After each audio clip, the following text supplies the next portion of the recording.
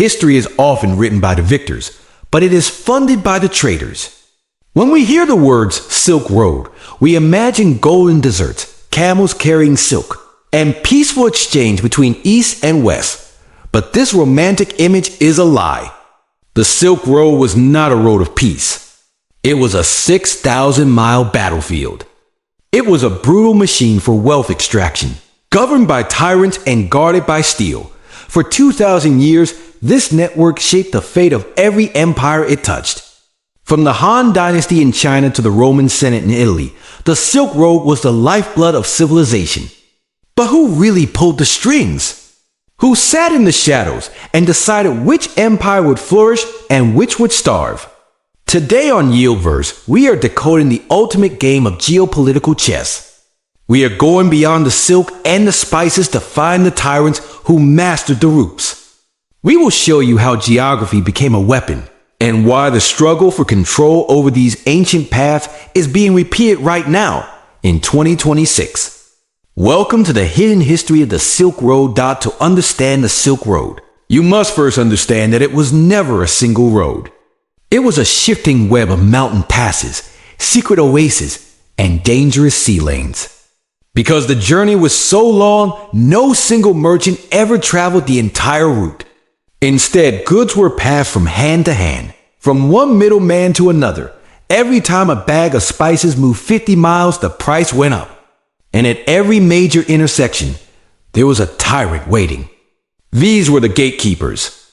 From the Kushan Empire in India to the Parthians in Persia, these leaders realized a profound truth. You do not need to build anything to get rich. You only need to own the narrowest point of the path.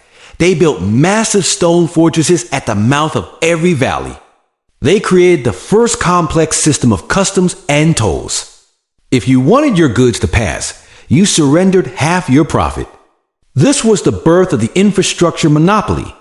These tyrants didn't just tax the trade. They held the world's economy hostage. If a king in Europe offended a warlord in Central Asia, his supply of silk and medicine simply vanished.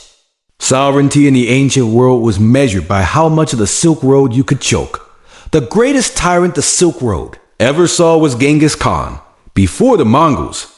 The Silk Road was fragmented and dangerous. Warlords fought constantly, making trade slow and expensive. The Mongols changed everything through sheer, calculated violence. By conquering the entire length of the route, they created what historians call the Pax Mongolica. For the first time in history, a person could walk from Beijing to Constantinople with a gold plate on their head and never be robbed. But this safety came at a terrible price. The Mongols didn't just guard the road. They owned the souls of everyone on it. They turned the Silk Road into the world's first high-speed information network. Their postal system, the Yam, allowed messages to travel thousands of miles in days. But while the trade flowed faster than ever, the wealth was being sucked back to the Mongol capital. They proved that a single centralized power could control the global flow of value. It was the ultimate expression of tyranny. They showed that trade does not require freedom. It only requires order, and order maintained by the sword. But control is an illusion. The same routes that brought wealth also brought the end of the world. In the middle of the 14th century, a silent passenger joined the caravans. It was the Yersinia pestis bacteria, the Black Death. The Silk Road acted as a superhighway for the plague. Because the Mongol Empire had made the route so efficient, the disease spread with terrifying speed. It didn't care about borders or tyrants. It killed the merchant, the soldier, and the king alike. This is the ultimate irony of the Silk Road. The very system built to create wealth became the instrument of total collapse. Within decades, the population of Europe and Asia was decimated. The trade routes fell silent. The fortresses were abandoned. It was a stark reminder that when you create a centralized system for global trade, you also create a centralized point of failure. When the trust in the route died, the empires died with it. Why are we telling you this story in 2026? Because we are living in the era of the new Silk Road.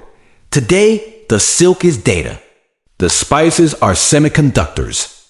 And the camels have been replaced by fiber optic cables and satellite arrays, but the tyrants haven't disappeared. They have simply moved into the digital realm. Governments and massive corporations are building new gates at every intersection of the internet. They are monitoring the flow of information, taxing your digital transactions, and deciding who gets to participate in the global economy, just like the ancient warlords. They want to own the infrastructure of your life. They want to be the middleman in every exchange you make. The Silk Road taught us that whoever controls the route controls the people. The history of the Silk Road is a warning.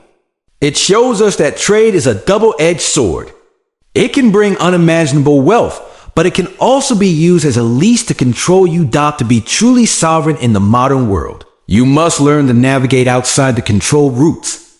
You must own your own path, whether that is through decentralized finance, local resilience, or independent technology. Do not let the new tyrants of the digital Silk Road dictate your value. The world is still a web of roots. The question is, are you a merchant, a tyrant, or are you the one who walks your own path? If you want to understand the deep patterns of history and protect your future, subscribe to YieldVerse. Stay sovereign.